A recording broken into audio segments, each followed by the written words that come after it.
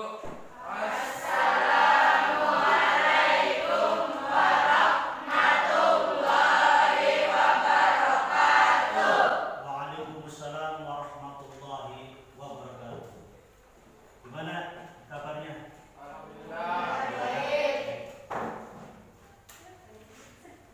Anak-anak sekalian, pada kesempatan kali ini kita akan memasuki pelajaran bab ketiga, yaitu bab terkait dengan akidah akhlak kelas 9 semester pertama, adab terhadap tetangga. Materi ini adalah kelanjutan dari materi iman kepada hari akhir, kemudian iman kepada Allah tentunya, ya. Itu KD pertama itu iman terhadap hari akhir dan iman terhadap Allah. Kemudian bab 2 tentang bagaimana kita berakhlakul karimah. Karena apa? Dasar-dasar dari kita beriman kepada Allah dan hari kiamat, itulah yang mendasari kita dalam berperilaku kesehari-harinya. Kata iman kepada Allah dan hari akhir mendasarkan diri pada apa yang iman kepada Allah dan hari akhir merupakan landasan dalam kita bersikap dan bertindak. Di antara kalian ada yang masih ingat terhadap iman pada hari akhir?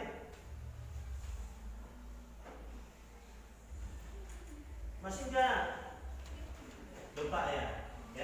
Iman adalah kita berserah atau tunduk di hadapan Allah Subhanahu wa taala.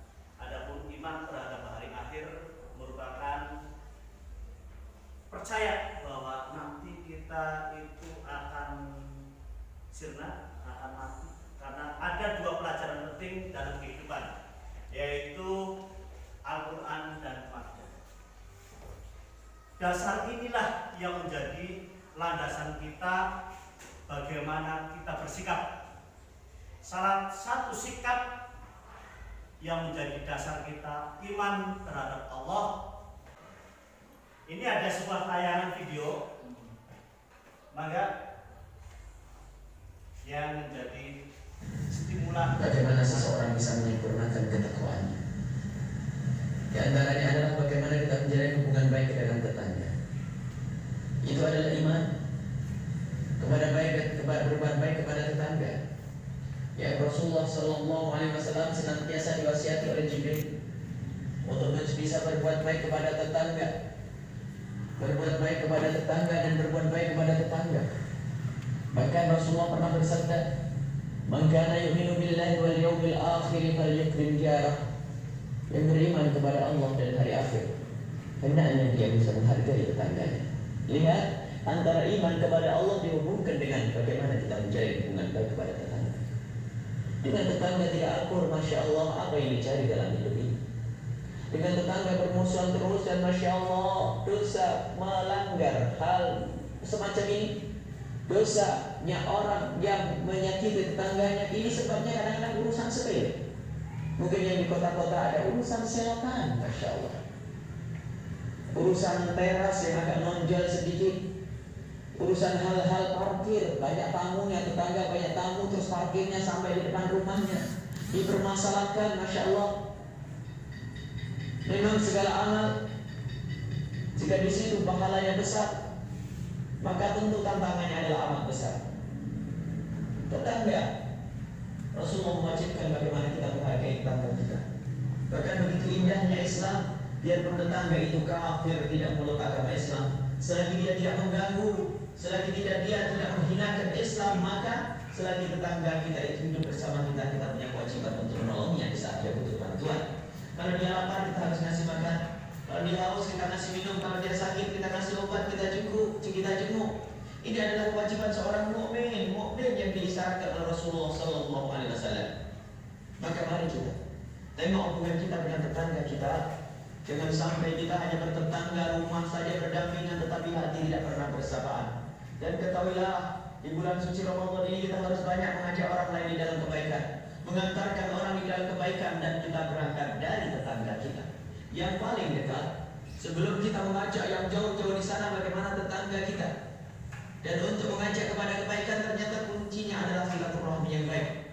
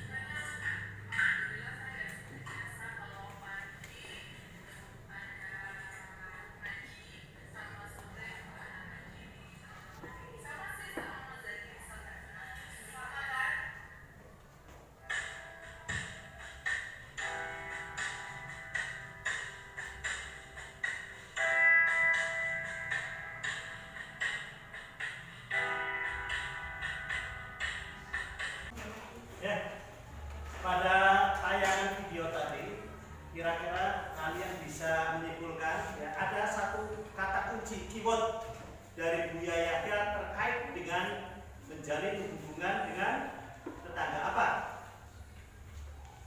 Ya, Ridwan? Silaturahmi. Oh, silaturahmi. Ya, betul. Jadi silaturahmi lah ya yang menjadi kunci dari hubungan baik dengan tetangga. Di dalam hadis lain disebutkan ya, isnani la yanzuru ilaihima yaumal qiyamah qatimur rahmi wal jarus mu'min. Yaitu ada dua orang yang Allah Subhanahu wa taala tidak akan melihatnya di hari kiamat karena mukanya marah, sehingga bukan dianggap sebagai makhluk. Yang pertama yaitu orang yang memutuskan hubungan keluarga. Dan yang kedua adalah orang yang jahat terhadap tetangga. Slide yang C menunjukkan yaitu ya, salah satunya tidak semestinya kita menyakiti mereka. Ya. Itu hak, tetangga punya hak. Artinya kita berkewajiban untuk pada tayangan yang ini, bagian tetangga yang wajib kita tunaikan adalah kita tidak menyakiti baik dalam bentuk perbuatan maupun perkataan. Oke, satu, kita tidak menyakitinya baik dalam bentuk perbuatan maupun perkataan. Yang kedua, kita menolongnya dan berempati kepadanya baik dalam keadaan susah maupun senang. Dan hak yang ketiga dari tetangga kita adalah kita mesti memberikan kebaikan dengan menghormati tetangga walaupun mereka berbeda akidah. Coba perhatikan poin hikmah beradab baik terhadap tetangga, yaitu satu, kita akan memiliki hubungan silaturahmi yang baik. Yang kedua, tidak adanya pertengkaran dalam bertetangga dan bermasyarakat. Yang ketiga, kita akan disenangi oleh orang termasuk tetangga kita juga dengan masyarakat. Slide selanjutnya itu kita ucapkan terima kasih